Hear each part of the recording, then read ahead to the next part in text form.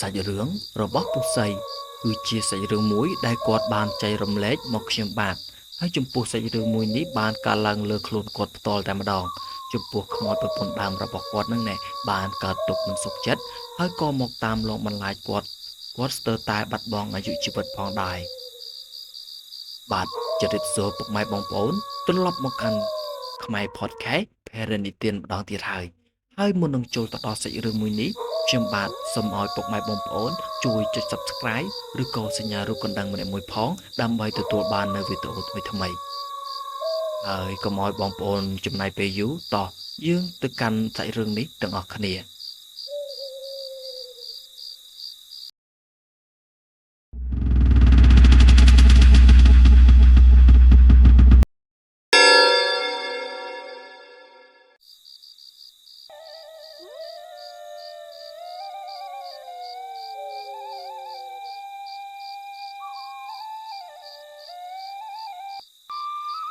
ពូសីគាត់គឺជាកំឡោះពោះម៉ាយម្នាក់សពថ្ងៃពូសីនេះគាត់រស់នៅជាមួយម្ដាយក្មេកតាំងពីប្រពន្ធរបស់គាត់បានស្លាប់ចោលទៅនឹងគឺគាត់ខិតខំប្រឹងប្រែងធ្វើការខ្លាំងណាស់ដើម្បីតែចិញ្ចឹមកូនស្រីរបស់គាត់តែម្នាក់ហើយបើនិយាយពីប្រពន្ធរបស់គាត់នឹងគឺស្លាប់ចោលគាត់រយៈពេលកន្លះឆ្នាំទៅហើយតែគាត់មិនទាន់យកប្រពន្ធថ្មីនោះទេបើនិយាយពីកូនស្រីរបស់គាត់វិញដល់ពេលនេះគឺអាយុ5ឆ្នាំនោះទេហើយគាត់គិតថាចាំកូនស្រីរបស់គាត់មានវ័យច្រើនបន្តិចជាងនឹងចាំគាត់នឹងយកប្រពន្ធថ្មីហើយណាមួយជួយរកស៊ីម្ដាយក្មេកឲ្យមានជីវភាពធូរធារជាងនេះសិនហើយការងាររបស់ពូសីវិញគាត់ធ្វើជាអ្នកដើរជួញគោក្របីហើយចំពោះការងារមួយនេះគឺពិតជាកាក់កបយុទ្ធមែនតែនគឺពិតជារកស៊ីចំណេញខ្លាំងណាស់លុះបាន3ឆ្នាំក្រោយមកទៀតចំពោះពូសីគាត់បានស្គាល់ស្ត្រីមេម៉ាយម្នាក់នៅក្នុងភូមិផ្សេងហើយចំពោះស្ត្រីមេម៉ាយម្នាក់នោះបានលើកដំណឹងថាគាត់លែងប្តីអស់ជាង3ឆ្នាំទៅហើយប៉ុន្តែគាត់មិនដែលយកប្តីថ្មីនោះទេតែនៅពេលដែលបានស្គាល់ពូសីគាត់ក៏បានមានចិត្តប្រតិព័ទ្ធជាមួយពូសីផងដែរពីព្រោះពូសីគាត់គឺជាមនុស្សពូកែរកស៊ីហើយអនិយាយបានថាពូសីនេះគឺគាត់ចាស់ចិត្តចាស់កណិតនេះឯងបើនិយាយអំពីស្ត្រីមេម៉ាយម្នាក់នោះវិញចំពោះរូបឆោមវិញគឺក្រមុំនៅក្នុងភូមិគឺប្រៀបអណ្ដូចនោះទេហើយធ្វើឲ្យកំឡោះនៅក្នុងភូមិនឹងគឺជ្រុលច្បល់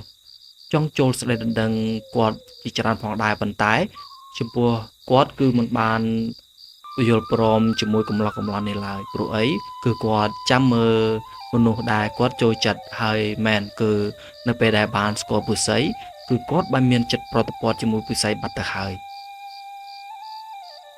លក្ខណៈថាគាត់ចូលចិត្តមនុស្សប្រុសដែលមានចាស់ចិត្តចាស់កំណត់នេះឯងហើយខ្ញុំសូមបញ្ចេញឈ្មោះរបស់គាត់បន្តិចទៅចុះគាត់ឈ្មោះថាមីងសុភាធ្វើទៅបិទតែគាត់ជាស្ត្រីមេម៉ាយពិតប្រាកដមែនដូចខ្ញុំនិយាយអញ្ចឹងគឺបើអស់ហើយកំឡោះនៅក្នុងភូមិបើក្រឡេកទៅមើលពូសីវិញនោះដោយសារគាត់តែងតែចូលមកដើរជួញគោក្របីនៅភូមិនេះជាញឹកញាប់ហើយគាត់ក៏បានជួបជាមួយមីងសុភាហើយក៏បានចាប់ចិត្តប្រតិព័ទ្ធទៅលើមីងសុភាផងដែរហើយគាត់ក៏បានឈានចូលទៅលេងផ្ទះមីងសុភានឹងជាញយរហូតទៅដល់ម្ដាយរបស់មីងសុភាក៏ចូលចិត្តនឹងពូសីផងដែរព្រោះអីគឺគាត់បានមើលឃើញថាពូសីនេះគឺគាត់មានចាស់ចិត្តចាស់គំនិតនេះឯងហើយណាមួយពូសីនេះគឺគាត់ពូកែរកស៊ីថែមទៀតដូច្នេះហើយគឺអាចថាកូនស្រីរបស់គាត់គឺអាចពឹងពាក់ទៅលើពូសីបានវាគាត់ក៏បាននិយាយមកកាន់ពូសីថាអើយអ្នកក្មួយគាត់មើលទៅការងាររបស់អ្នកក្មួយឯងហ្នឹងគឺពិតជាកាក់កបខ្លាំងណាស់ហើយណាមួយក្មួយឯង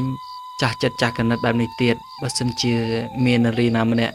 បានក្មួយធ្វើជាប្តីគឺពិតជាប្រសើរខ្លាំងណាស់នៅពេលនោះពូសីគាត់ក៏បានឆ្លើយតបទៅកាន់ម្ដាយរបស់មីងសុភាថាអូចំពោះនារីដែលខ្ញុំពេញចិត្តហ្នឹងគឺនៅចិត្តហ្នឹងអមបើក៏លេចទៅមើលមីងសុភាវិញនោះគឺគាត់អៀនឡើងមុខក្រហមទៅហើយលុះពីថ្ងៃក្រោយមកទៀតពូសីគាត់ក៏បានទិញផ្លែឈើដូចជាសពរាល់ដងហើយមកជូនម្ដាយរបស់មីងសុភាដូចសពដងផងដែរតែមកលើកនេះ គាត់រៀងនិយាយច្រើនបន្តិចហើយគាត់បាននិយាយពីនេះពីនោះជាមួយម្ដាយរបស់មីងសុភាបើក្រឡេកទៅមើលមីងសុភាវិញនោះគាត់ក៏កំពុងតែអង្គុយស្ដាប់ពុសីជាមួយម្ដាយរបស់គាត់កំពុងនិយាយគ្នានេះឯងគាត់និយាយគ្នាយូរទៅនឹងគឺមិនដឹងយ៉ាងម៉េចពុសីគាត់ក៏បានធ្លាយមាត់ថាគាត់បានចាប់ចិត្តប្រតិបត្តិទៅលើមីងសុភានេះឯងម្ដាយរបស់មីងសុភាគាត់ក៏មិនបានប្រកែកអីនោះដែរគាត់ក៏បាននិយាយទៅកាន់ពុសីថារឿងហ្នឹងគឺគាត់មិនហ៊ានអាកាត់នោះទេក្មួយហើយរឿងនេះគឺគាត់ស្រេចទៅលើកូនស្រីរបស់គាត់នោះទេហើយគាត់និយាយនេះគឺគាត់និយាយកសែភ្នែករបស់គាត់អើតទៅមើលមីងសុភាផងចំណែកមីងសុភាវិញនឹងគាត់ក៏មិនបានលាក់លៀមអីទៀតនោះដែរគាត់ក៏បាននិយាយមកកាន់ពុសីថាអ្នកបងនេះខ្ញុំនិយាយតាមត្រង់បងឯងគួរតែរកមើលក្រមុំនៅក្នុងភពទៅចោះព្រោះអីក្រមុំគឺមានច្រើនណាស់សម្រាប់មនុស្សដូចបងឯងគឺមិនខ្វះទេក្រមុំដែលចាប់ចិត្តនិងចង់បានបងឯងខ្ញុំជឿថាមិនខ្វះនោះទេមនុស្សស្រីដែលគេចង់បានពេលនោះពុសីគាត់ក៏បាននិយាយទៅកាន់មីងសុភាថាអញ្ចឹងមានន័យថាសោភាមិនចូលចិត្តគាត់មែនទេចំណែកមីងសុភាគាត់ក៏បានតបថាមិនមែនទេព្រោះខ្ញុំមិនសូវស័ក្តិសមជាមួយអ្នកបងនឹងណាហើយពុសីគាត់ក៏និយាយកាត់ថាមិនស័ក្តិសមយ៉ាងម៉េចចំណែកមីងសុភាគាត់ក៏បានឆ្លើយថាព្រោះខ្ញុំជាស្ត្រីមេម៉ាយបើសិនជាអ្នកភូមិរបស់អ្នកបងឯងដឹងថាបងឯងមានទំនាក់ទំនងជាមួយស្ត្រីមេម៉ាយដូចជាខ្ញុំបែបនេះចំពោះអ្នកភូមិរបស់បងឯងគេពិតជាសើចយំជាមិនខានស្របពេលនោះពុសីគាត់ក៏បានតបវឹងថាអូមនុស្សស្រឡាញ់គ្នាគេមិនគិតអញ្ចឹងនោះទេហើយណាមួយគាត់ក៏ជាកំឡោះពោះម៉ាយម្នាក់ដែរគាត់សុំនិយាយតាមត្រង់ទៅចោះចាប់តាំងពីប្រពន្ធរបស់គាត់ស្លាប់ទៅនឹងគឺគាត់មានកូនស្រីមួយផងដែរហើយខ្លាចតែអូនសុភានោះទេតែមិនចូលចិត្តគាត់ចំណែកមីងសុភាវិញនោះនៅពេលដែលបានឮពុសីគាត់និយាយបែបនេះគឺគាត់លែងតបអីទៀតនោះដែរគាត់កំពុងតែអង្គុយអឹមអៀនមុខឡើងក្រហមហើយមីងសុភាគាត់បានបង្ហើបសម្ដីតិចថាអញ្ចឹងគឺសម្រេចទៅលើម្ដាយរបស់គាត់នោះទេខណៈនោះផងដែរម្ដាយរបស់មីងសុភាគាត់ក៏បាននិយាយទាំងញញឹមថារឿងទាំងពីរនាក់ឯងស្រឡាញ់គ្នានេះគឺគាត់មិនបានហាមអីនោះដែរសំត្រឹមតែមានចាស់ទុំដឹងឮទៅបានហើយស្របពេលនោះពុសីគាត់ក៏បាននិយាយទៅកាន់ម្ដាយរបស់មីងសុភាទាំងមើងម៉ាត់ជាកូនប្រុសថាបាទមីងខ្ញុំមិនធ្វើឲ្យមីងខ្មាស់គេនោះទេខ្ញុំចូលស្ដីអូនសុភាតាមផ្លូវច្បាប់ចំណែកពុសីគាត់ក៏បាននិយាយបន្តថាមីងកំភៃអីគឺខ្ញុំមិនឲ្យមីងបាក់មុខនោះទេរឿងយើងនៅពេលនេះក៏កាត់ទៅដល់ព្រឹកស្អែកចំណែកពុសីគាត់ក៏បានយករឿងនេះប្រាប់ទៅម៉ែក្មេករបស់គាត់ថាម៉ែខ្ញុំមានរឿងមួយចង់និយាយប្រាប់ទៅម៉ែហើយម៉ែកុំខឹងណានៅពេលដែលខ្ញុំនិយាយចំពោះម្ដាយក្មេករបស់ពុសីគាត់ក៏បាននិយាយទៅកាន់ពុសីថាអើហើយមានរឿងអីកូនឯងឆាប់និយាយប្រាប់ម៉ែមកម៉ែចាំស្ដាប់ចំណែកម៉ែក្មេករបស់ពុសីវិញធ្វើទៅបិទតែគាត់ជាម្ដាយក្មេករបស់ពុសីពិតមែនតែគាត់ចាប់ទុកពុសីដូចជាកូនបង្កើតរបស់គាត់អញ្ចឹងនៅពេលនោះពុសីគាត់ក៏បានរៀបរាប់តាមដំណើររឿងប្រាប់ពីសាច់រឿងនីមួយៗទៅកាន់ម្ដាយក្មេករបស់គាត់ចំណែកម្ដាយក្មេករបស់គាត់វិញនោះនៅពេលដែលបានដឹងហើយនៅពេលបានស្ដាប់រឿងរ៉ាវទាំងអស់នេះហើយគាត់ក៏មិនបានថាអីទៅកាន់ពុសីនោះដែរហើយគាត់ក៏បាននិយាយទៅកាន់ពុសីវិញថារឿងហ្នឹងស្រេចទៅលើអាងាឯងនោះទេព្រោះម៉ែក៏ដឹងថាអាងាឯងចាប់តាំងពីកូនរបស់គាត់ស្លាប់ចោលទៅនឹងគឺអាងាឯងនៅឯកាជាយូរមកហើយណាមួយបើសិនជាអាងាឯងមានគ្នាបែបនេះក៏ល្អដែរនៅពេលដែលឈឺស្កាត់ជាប្រលប់គឺអាចជួយមើលថែគ្នាបានណាមួយពេលនេះគឺគាត់ចាស់ណាស់ហើយតែមុននឹងធ្វើអ្វីមួយអាងាឯងគួរតែប្រាប់កូនស្រីរបស់អាងាឯងផងហើយមួយទៀតគឺឲ្យធូបប្រាប់ទៅប្រពន្ធដើមរបស់ឯងផងកុំឲ្យនាងខឹងនៅពេលនោះពុសីគាត់ក៏បាននិយាយទៅកាន់ម្ដាយក្មេករបស់គាត់ថាបាទម៉ែមិនអីនោះទេរឿងនឹងគឺខ្ញុំមិនភ្លេចនោះទេលុះបានមួយអាទិត្យក្រោយមកទៀតនឹងពុសីគាត់ក៏បាននាំចាស់ទុំចូលសួរ មីងសុភាដូចជាពាក្យសម្ដីដែលគាត់បានសន្យាជាមួយម្ដាយរបស់មីងសុភានេះឯងចំពោះកូនប្រុសគឺនិយាយម៉ាត់ណាគឺម៉ាត់នឹងហើយនៅពេលនោះផងដែរចាស់ទុំដែលគាត់បាននាំមកនឹងគឺគាត់បាននិយាយឆាប់ត្រូវរើគ្នាខ្លាំងណាស់ហើយគាត់ទាំងអស់គ្នាក៏បានពិគ្រោះយោបល់គ្នាថាតើត្រូវចាប់ផ្ដើមពិធីការនៅពេលណាដែរនៅពេលនោះម្ដាយរបស់មីងសុភាគាត់ក៏បាននិយាយថាអើយអ្នកបងឆាប់ក៏ល្អដែរព្រោះកូនទាំងពីរគេបានស្គាល់ចិត្តគ្នាអស់ហើយនឹងហើយណាមួយគាត់ក៏ពេញចិត្តកូនរបស់អ្នកបងឯងផងដែរព្រោះអីគេចាស់ចិត្តចាស់គំនិតហើយពូកែរកស៊ីថែមទៀតស្របពេលនោះម្ដាយរបស់ពូសីគាត់ក៏បាននិយាយទៅកាន់ម្ដាយរបស់មីងសុភាថាអញ្ចឹងនិយាយបែបនេះហើយពួកយើងរកអាចារ្យដើម្បីដេញវេលាតែម្ដងទៅ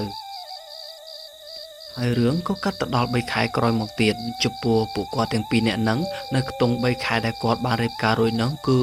មុខរបរពុសីគឺពិតជាកាក់កបខ្លាំងមែនតែនហើយណាមួយចំពោះមីងសុភាវិញគឺគាត់ស្រឡាញ់កូនស្រីរបស់ពុសីដូចជាកូនបង្ការរបស់គាត់អញ្ចឹងហើយគាត់ហៅកូនស្រីរបស់ពុសីហ្នឹងគឺកូនពេញមាត់តែម្ដងចំពោះពុសីវិញហ្នឹងចាប់តាំងពីគាត់រៀបការបាន3ខែមកហ្នឹងគឺគាត់បានរស់នៅខាងមីងសុភាចំពោះកូនស្រីរបស់គាត់វិញគឺមិនបានមករស់នៅជាមួយគាត់នោះទេព្រោះកូនស្រីរបស់ពុសីបាននិយាយបដិសេធជាមួយពុសីថាដាច់ខាតគឺនាងមិនទៅឆ្ងាយពីយាយរបស់នាងឡើយសម្ដីរបស់នាងបាននិយាយទៅកាន់ពុសីនិងម្ដាយចុងរបស់នាងថាបើសិនជានាងទៅចោលយាយដែលចាស់ទ្រោមនៅនឹងម្នាក់ទៀតបានអ្នកណាគេមើលថៃយាយទៅទើបដូច្នេះហើយបានជាកូនស្រីរបស់គាត់មិនបានទៅរស់នៅជាមួយគាត់បើក្រឡេកទៅមើលពុសីឯណោះវិញដោយសារតែគាត់ខំប្រឹងប្រែងរកស៊ីខ្លាំងពេករហូតដល់ផ្លេចគិតទៅដល់កូនស្រីនិងម្ដាយក្មេករបស់គាត់ព្រោះឲ្យតែពេលព្រឹកគឺគាត់ចាក់ចេញពីផ្ទះដើម្បីទៅជួយកូនរបស់គេអាចនិយាយបានថាប្រលឹមបាត់ប្រលប់ចូលអញ្ចឹងទៅហើយរហូតដល់គាត់ផ្លេចពីសុខភាពខ្លួនឯងផងដែរលុះមួយខែក្រោយមកទៀតគឺគាត់បានដើរជួញគោក្របីរបស់គេគឺលេងកាក់កបដោយពីមុនទៀតហើយព្រោះមានឈ្មួញម្នាក់ទៀតដែលគេមករកស៊ីជួញគោក្របីដូចជាពុសីដែរហើយគេហ៊ានឲ្យតម្លៃខ្ពស់ជាងពុសីទ្វេដងអាចនិយាយបានថាគឺគេចង់បំបិតផ្លូវពុសីតែម្ដង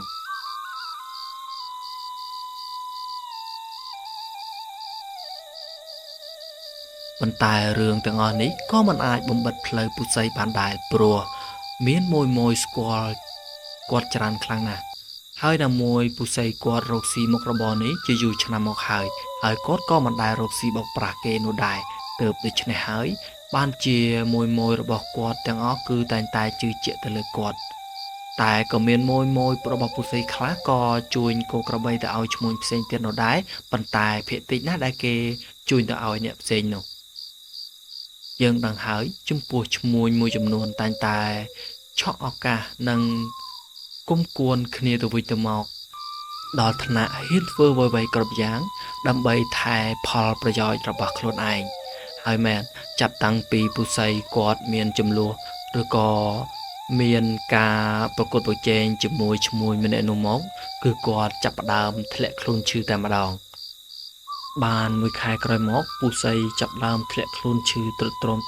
មទៅនៅពេលនេះក៏លែងបានដើរជួញគោក្របីដូចពីមុនទៀតហើយព្រោះគាត់នៅសម្រាប់ព្យាបាលជំងឺសិន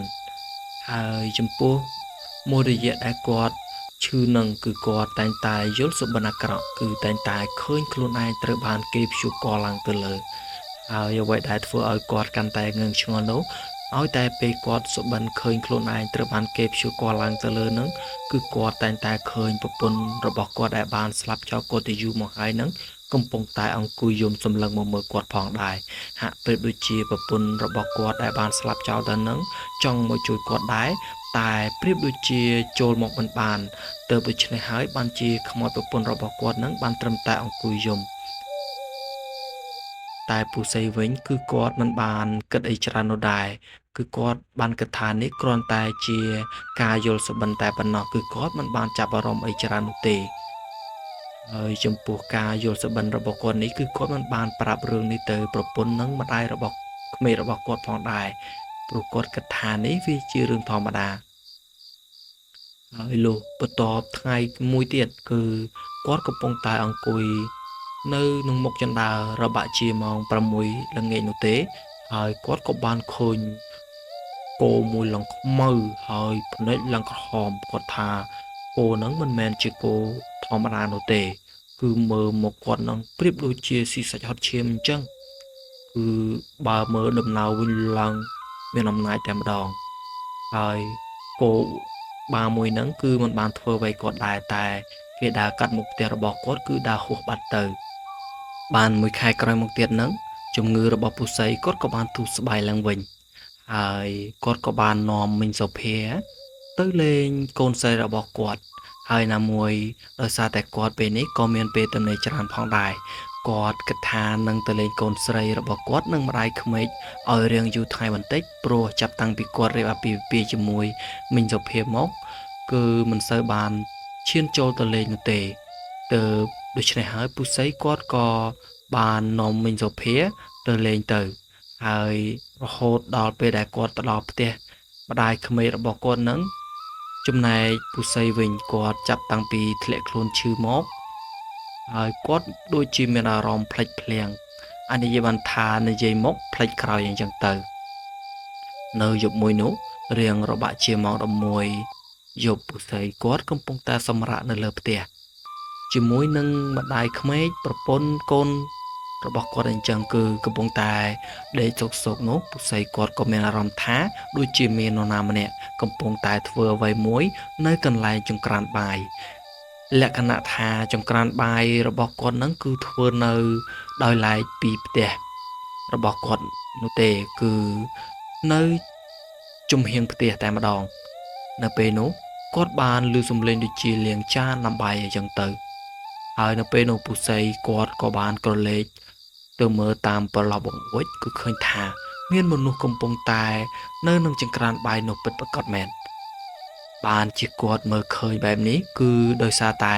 មនុស្សដែលនៅនឹងចង្ក្រាននោះគឺកំពុងតែអុជបំភ្លឺទៅដោយភ្លើងចង្កៀងនោះទេហើយភ្លើងចង្កៀងនោះគឺជា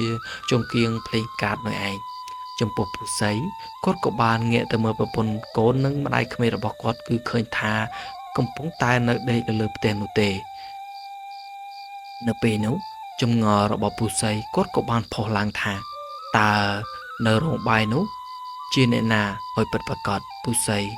គាត់ដោយសារចង់ដឹងគាត់ក៏បានដើរចុះទៅដីដើម្បីទៅរោងបាយនោះ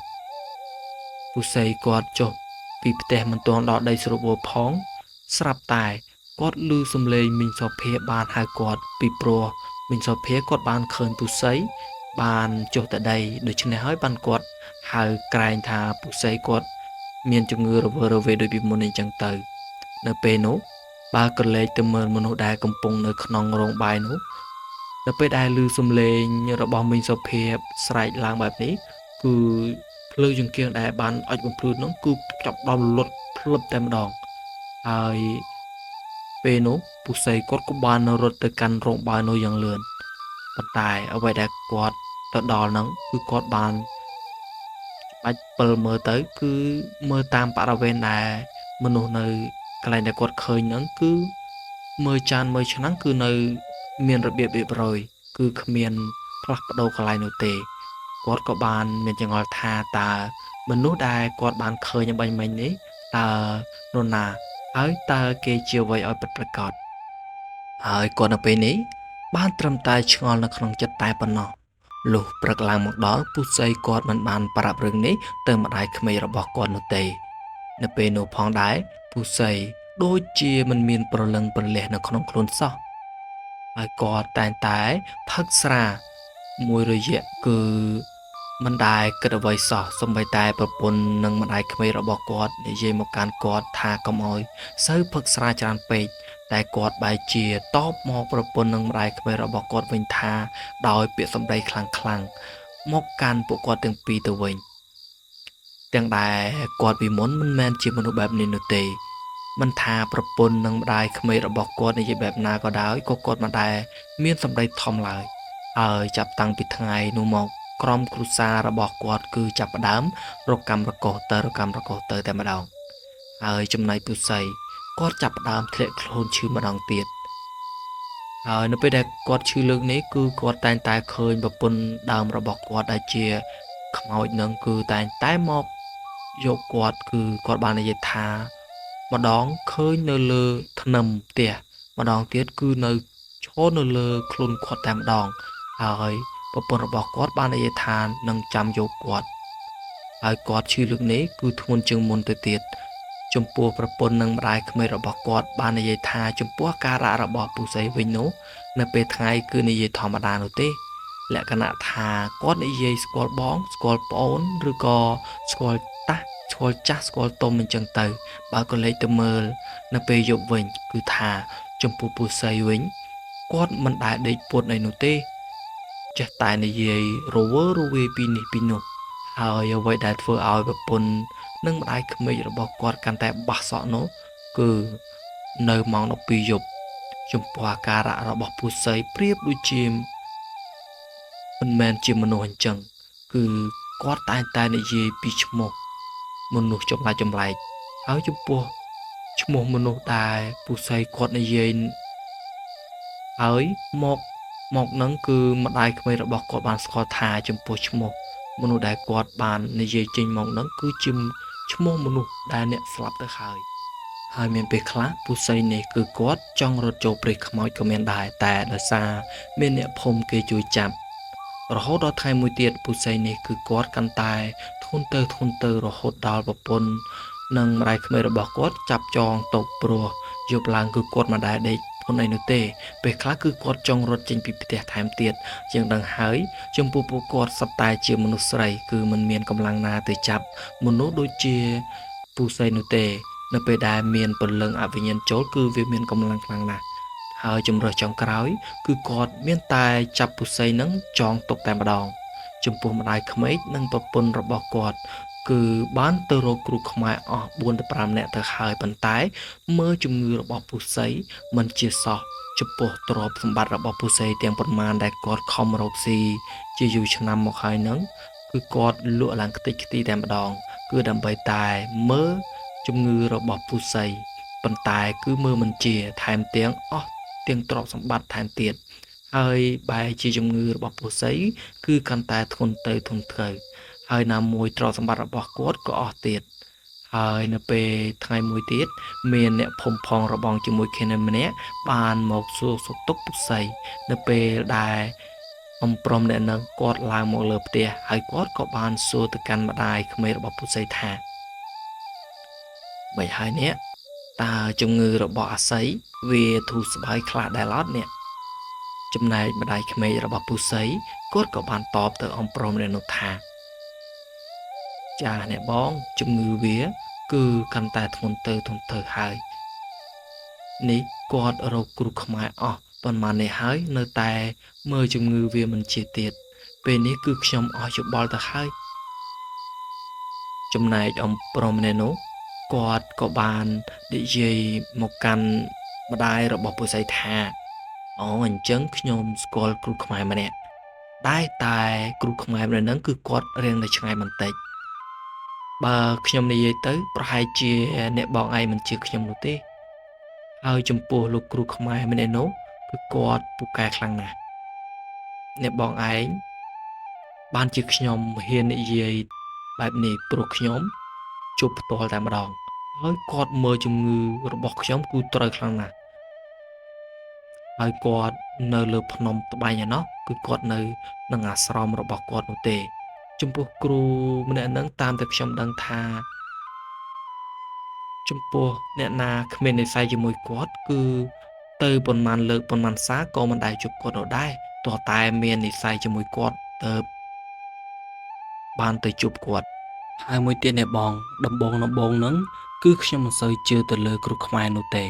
តែនៅពេលដែលគាត់បានទៅជួបលោកគ្រូនោះផ្ទាល់ហើយគ្រូម្នាក់ហ្នឹងគឺគាត់បាននិយាយមកដកខ្ញុំផាំងតែម្ដង គឺគាត់និយាយសំដីមកចំតែម្ដងមួយម៉ាត់គ្មានខុសនោះឡើយចំណែកម្ដាយក្មេករបស់ពូសីគាត់បានឮបែបនេះហើយគាត់ក៏បាននិយាយទៅកាន់អង្គព្រំរៀននោះថាអញ្ចឹងតើគ្រូនោះឈ្មោះអីដែរចំណែកអង្គព្រំរៀននឹងគាត់ក៏បាននិយាយថាចំពោះលោកគ្រូម្នាក់ហ្នឹងគឺស្រួលរកទេនេះគឺគ្រាន់តែដល់ភ្នំត្បែងហើយសួរថាតើមានស្គាល់លោកតាសសដែរនោះទេហើយពេលនោះហើយគឺគេបានប្រាប់ទីតាំងហើយរឿងរបស់យើងក៏កាត់ទៅដល់ពេលមិញសុភាជាមួយម្ដាយក្មេករបស់ពូសីទៅភ្នំត្បែងតែម្ដងនៅពេលនោះផងដែរនៅពេលដែលពួកគាត់ទៅដល់ភ្នំត្បែងគាត់ក៏បានជួបនៅតាសសពិតប្រាកដមែនហើយរឿងដែលធ្វើឲ្យមិញសុភាជាមួយនឹងម្ដាយក្មេករបស់ពូសីស្រឡាំងកាំងនោះគាត់មិនទាន់បាននិយាយអ្វីទៅកាន់លោកតាសសម្នាក់នោះផងស្រាប់តែលោកតាសសម្នាក់នឹងគាត់ក៏បាននិយាយមកកាន់មិញសុភាជាមួយម្ដាយក្មេករបស់គាត់ផាំងតែម្ដងគាត់បាននិយាយថាបរោះម្នាក់នេះគឺគេឈឺជាយូរខែមកហើយគេមានទំនាស់ជាមួយភេទដូចគ្នាថែមទៀតហើយទំនាស់របស់គេគឺដោយសារការរកស៊ីនេះឯងប៉ុន្តែមិនមានតែប៉ុណ្ណោះនោះទេគឺរួមទាំងខ្មោចប្រពន្ធដើមរបស់គេចង់យកគេទៅតាមថែមទៀតព្រោះគេខឹងសម្បាជាមួយបរោះម្នាក់នេះធ្វើអ្វីគឺមិនបានប្រាប់គេនោះទេទើបដូច្នេះហើយបានជាគេខឹងសម្បាបែបនេះចំពោះលោកតាសសអ្នកនឹងគាត់ក៏បានប្រាប់ទៅប្រពន្ធរួមទាំងម្ដាយក្មេករបស់ពុទ្ធសីថាអញ្ចឹងត្រូវធ្វើតាមគាត់ហើយត្រូវបដូរឈ្មោះបរោះដែលជឿនេះចេញទៅព្រោះឈ្មោះរបស់គេគឺគ្មានអង្គស៊ុយនោះទេនៅពេលនោះប្រពន្ធរបស់ពុទ្ធសីគាត់ក៏បានសួរទៅកាន់លោកតាសសថាតើដូរឈ្មោះដាក់ឈ្មោះអ្វីដែរទៅលោកតាសសគាត់ក៏បាននិយាយថាត្រូវបដូរឈ្មោះបរមនេះដាក់ថាជាវិញគាត់និយាយដល់ត្រឹមនេះគាត់ក៏បានលូកដៃចូលទៅក្នុងថង់យារបស់គាត់ហើយគាត់ក៏បានដកខ្សែកថាចំនួន2មួយខ្សែឲ្យទៅមិញសុភាមួយខ្សែទៀតហើយទៅឲ្យម្ដាយក្មេករបស់ពូសីឲ្យចងទៅលើដៃពូសីហើយគាត់បាននិយាយថាហាមដោះខ្សែកថានេះចេញពីដៃរបស់គាត់ជាដាច់ខាតហើយលោកតាសសំនេះនឹងគាត់ក៏បាននិយាយថាអញ្ចឹងយកថ្នាំនេះទុកដាំឲ្យគេផឹកទៅនៅពេលដែលគេជាសះស្បើយវិញនោះហើយឲ្យគេទៅលាងមាត់លាងកជាមួយប្រពន្ធដើមរបស់គេផងហើយធ្វើពិធីសុំប្រលឹងប្រលះបរោះម្នាក់នេះផងព្រោះថាព្រលឹងប្រលះរបស់គេមិននៅក្នុងខ្លួននោះឡើយចំពោះព្រលឹងប្រលះដែលនៅក្នុងខ្លួននេះគឺមិនមែនជាព្រលឹងរបស់បរោះម្នាក់នេះទេចំពោះលោកតាសសពេលនេះគាត់ក៏បានក្រោកឈរហើយគាត់ក៏បានដើរចាក់ចេញពីកន្លែងនេះប៉ុន្តែមុននឹងគាត់ដើរចាក់ចេញទៅគាត់ក៏បាននិយាយបន្តិចទៀតថាអ្នកទាំងពីរកុំភ្លេចសម្ដីដែលខ្ញុំបានប្រាប់គ្រាន់តែគាត់និយាយដល់ត្រឹមនេះគាត់ក៏បានដើរបានប៉ុន្មានចង្ហៀនក៏ស្រាប់តែបាត់ស្រមោលគាត់ឈឹងតែម្ដងហើយចាប់តាំងពីថ្ងៃនោះមកចំពោះវត្តមានរបស់តាសសក៏លែងមានបានពីណាឃើញវត្តមានរបស់គាត់ទៀតហើយពេលខ្លះគឺគេឃើញម្ដងម្កាលគឺចំពោះការឃើញរបស់គាត់នេះគឺដោយសារតែថ្ងៃសិលគឺគាត់តែងតែមកនៅអាស្រមរបស់គាត់អ្នកខ្លះហៅលោកតាសសនេះថាជាសច្ចាំងបាំងបិទចំណែកអ្នកខ្លះវិញគេហៅឈ្មោះលោកតានេះថាជាអ្នកតាឬក៏ទេវតាដើរដីនេះឯងចំពោះគ្រួសាររបស់ពូសីវិញចាប់តាំងពីជួបជាមួយលោកតាសសនេះមកគាត់ក៏បានជាសះស្បើយពីជំងឺវិញហើយពេលនោះគាត់ក៏បានទៅលាមាត់លាកជាមួយប្រពន្ធដើមរបស់គាត់ដែលជាខ្មោចនោះឯងហើយគាត់ក៏បានធ្វើពិធីសុំព្រលឹងព្រលះទៅកាន់ពូសីផងដែរហើយពូសីចាប់តាំងពីថ្ងៃនោះមកគាត់ក៏បានជាសះស្បើយដាច់តែម្ដងគឺដូចជាមនុស្សធម្មតាវិញហើយសាច់រឿងរបស់យើងពេលនេះក៏កាត់ទៅដល់ទីបញ្ចប់ហើយបើសិនជាមានលើសលួសខ្វះខាតដោយពាក្យពេចន៍ឬក៏ការនិយាយរបស់ខ្ញុំកន្លែងណាសូមអភ័យទោសសូមជម្រាបលាជួបគ្នានៅវីដេអូក្រោយ